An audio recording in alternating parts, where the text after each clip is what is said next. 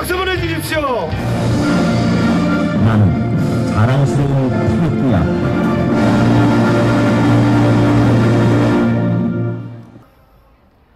지난 10년 동안 나라는 2만 불로부터 3만 불로 가는 선진국으로 진입하지 못하고 턱걸이를 계속하고 있고, 성장은 하고 있으나 분배가 되지 않고 1%의 부모자와 99%의 그런 사회 양극화가 심화되고, 청년들은 좋은 일자리가 없어서 길거리를 헤매고 있고, 가계부채가 1000조를 넘고, 이런 어려움 속에서 나라의 경제가 또다시 위기를 맞고 있는 현실 속에서 유럽 위기가 밀려오고 중국 시장이 가라앉고 미국 시장이 가라앉는 이러한 현실 속에서 나라에서는 대통령을 뽑고, 그렇게 해서 다시 성장하는, 다시 일어서는 그런 전략과 비전을 가지고 오늘 이 자리에 서서 대통령을 뽑는 일을 우리는 하게 되었다. 이 문제에 대해서 지난 10년 동안 나라를 걱정하고 성장 동력을 연구하고, 그리고 민족이 어떻게 웅비해야 할 것인가 하는 것을 생각해왔던 저 김영환의 소신과 정책을 여러분께 말씀드리는 기회를 갖게 된 것을 기쁘게 생각합니다. 여러분, 비가 좀 내리고 있습니다만은 움직이지 말고 제 말씀을 들어주시기 바랍니다. 그렇게 하시겠습니까?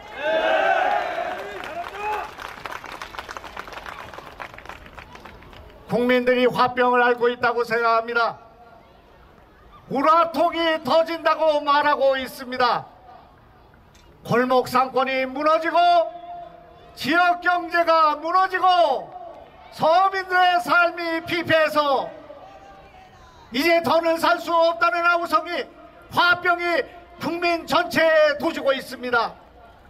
이번에 대통령이 되는 사람들, 대통령 후보가 되는 사람들은 나라의 화병을 고치고 국민의 우라통을 풀어주는 그런 사람이 되어야 한다. 저도 국민 화병을 치유하는 그런 후보가 되겠다는 각오의 말씀을 드리면서 제 말씀을 열어보겠습니다. 여러분, 김병환 당신뿐이다. 세계적인 미래학자 엘빈 도플러를 2000년경에 저는 신라 호텔에서 만나서 2번 토론을 했습니다. 그는 말하기를 한국 경제는 중국에 추월당하고 일본에 짓눌려 있는 상태에 있기 때문에 한국 경제는 이제 IT와 BT를 포함하는 신기술로 이전해야 한다. 제조업과 전통산업은 중국에 주고 우리는 IT, BT를 합친 IBT로 나라의 전략을 바꿔야 된다 하는 말씀을 저한테 하셨습니다.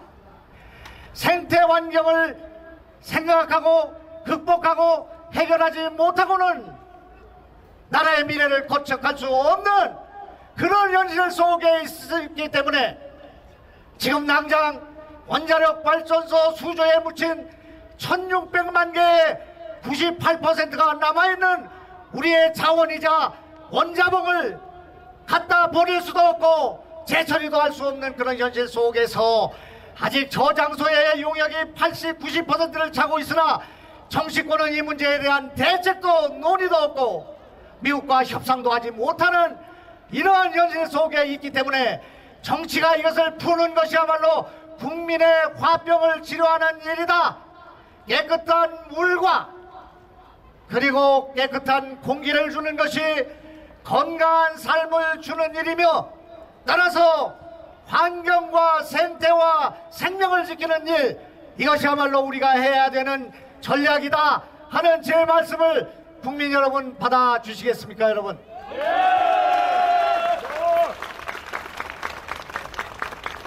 그동안 성장은 하였으나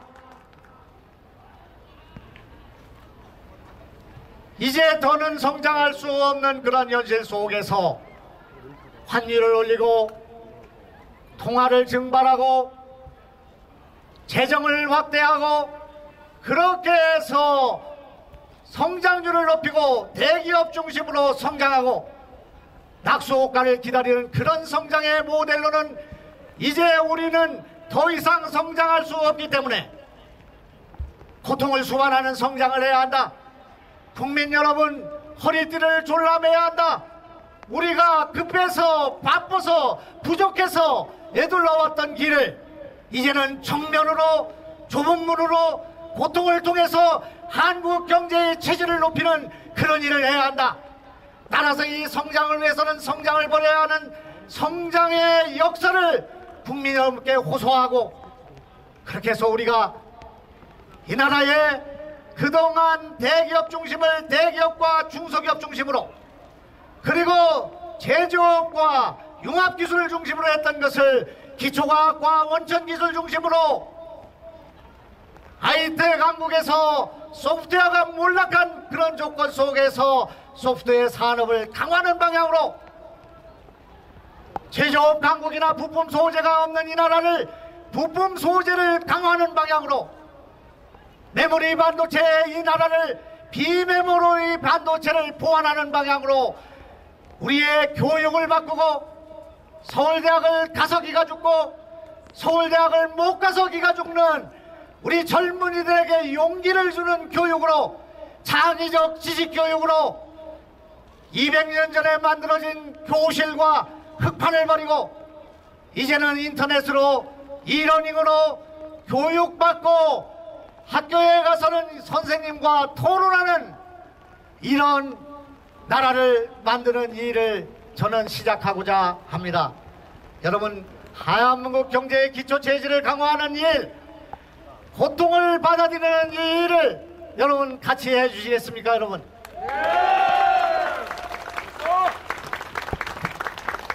여러분, 저는 이 나라가 더 이상 발전하지 못하는 세 가지 큰 보틀넥이 있다 생각합니다.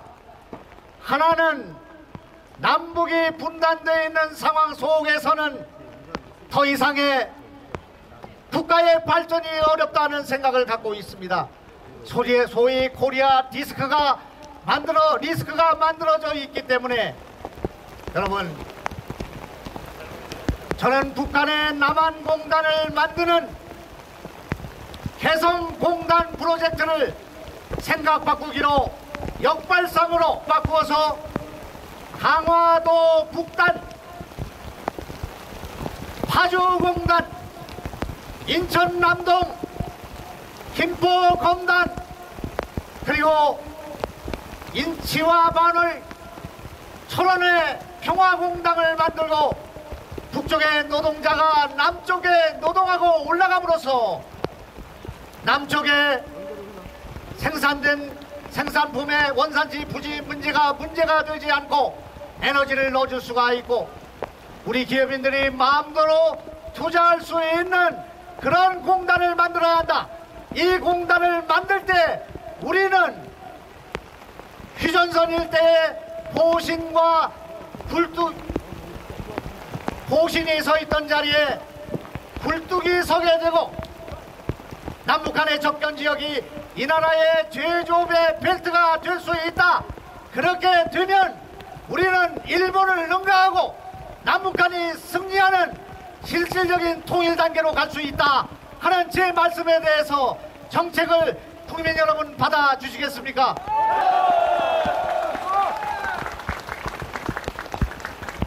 여러분,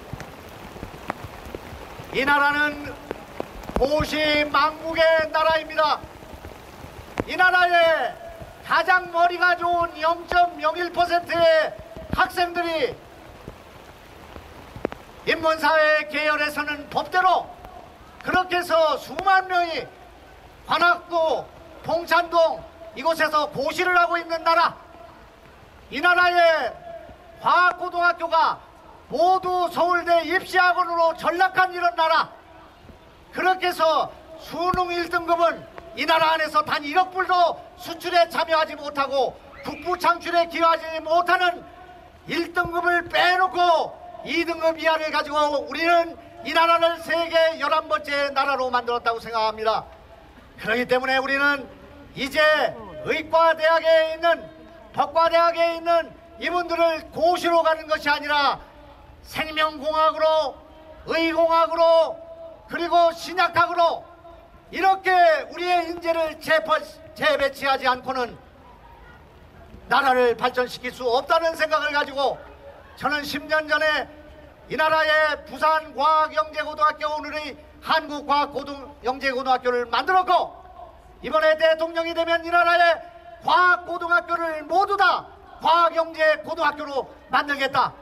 그리고 의대, 약대, 한의대, 치대에 있는 우리나라 최고의 영재들을 골목에서 약을 짓고 고름을 짜고 이를 치료하는 그런 의사가 아니라 그런 사람들과 함께 대학을 R&D 센터로 만들고 신약을 개발하고 그리고 생명공학에 기초하게 일할 수 있는 그런 나라를 만들어야겠다 하는 생각으로 저는 MRC 메디컬 리서치 센터 지금 10년 동안 1,500명으로 확대되고 제가 고안해서 만든 이 정책이 성공해서 의사들 300명이 지금 연구하고 기초하게 돈 버는 의사가 아니라 임상하는 의사가 아니라 골목에 있는 의사가 아니라 과학에 참여하고 있는 의사를 우대하고 그들에게 연구비를 주고 병역특례를 주는 저 MRC 프로그램을 전면적으로 확대하겠다 하는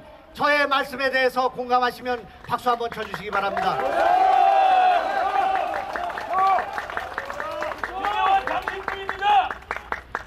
시민 여러분, 저는 오늘 정말 이 나라의 정치인들은 여와 야를 가릴 것 없이 국민의 화병을 치료하기 위해서 당장 정쟁을 중지해야 한다. 정쟁이 없는 정치, 대화와 타협이 있는 정치로 전환하고 정책으로 비전으로 이렇게 가야 된다고 생각합니다. 여러분이 보시는 저 앞에 국립과학관은 창경원에 있었던 조그만 과학관을 제가 대통령을 설득해서 만들게 되었습니다. 저것은 우주선의 형상을 띈 것이며 그렇게 해서 우리는 국토는 작지만 상상력의 영토를 우주까지 확장하고 상상력의 힘을 가지고 창조적 상상력을 가지고 이 나라의 제조업에 바람을 쐬우고 새로운 디자인, 새로운 이야기, 새로운 브랜드, 새로운 가치, 새로운 R&D, 새로운 기술 혁신, 새로운 경영 혁신, 이러한 노력을 통해서 우리의 기업의 경쟁력을 높여야 한다. 그것이 상상력의 힘이기 때문에 이 나라 정치인 가운데는 상상력을 가진 창조적 상상력을 가진 지도자를 대통령으로 뽑아야 한다. 그러지 않고는 이 나라는 어떠한 멘토도 어떠한 스승도 우리의 문제를 해결할 수 없습니다.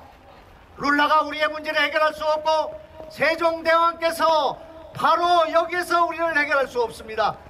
우리의 머리로 생각하고 전국민을 멘토로 생각하는 전국민 멘토 시대, 그리고 산천초목들도 우리에게 지혜를 가르쳐주고 있는 이런 현실 속에서 상상력을 가지고 인문학을 가지고 우리는 나가야 한다. 그렇게 아이들을 길러야 한다.